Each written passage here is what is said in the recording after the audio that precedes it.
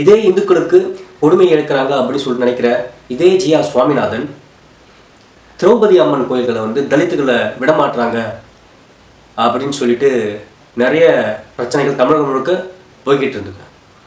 அதாவது தலித் மக்களை வேற்று சமூகத்தினர் வந்து பொது கோயில், பொது இந்து கோயில் தான் அனுமதிக்கல அப்படின்னு சொல்லிட்டு பல போராட்டங்கள் முன்னெடுத்தாங்க. நீங்கள் சொல்கிற இந்துக்கள் தான். அப்போல்லாம் இந்த ஜி.ஆர். சுவாமிநாதன் எங்கே போனார்? அப்போது எந்த மாதிரியான குரலை இந்த ஜி.ஆர். சுவாமிநாதன் கொடுத்தாரு? எந்த மாதிரியான வழக்குகளை இந்த இந்து அமைப்புகள் தொடர்ந்துச்சு?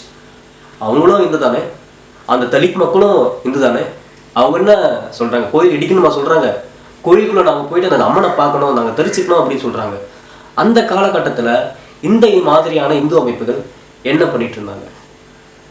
இந்துக்களுக்கு ஒரு பிரச்சனைனா வந்து வெகுண்டிடணும் அப்படின்னு சொல்கிற இந்து பயங்கரவாத கும்பல்கள்லாம் என்ன பண்ணிட்டு இருந்தீங்க?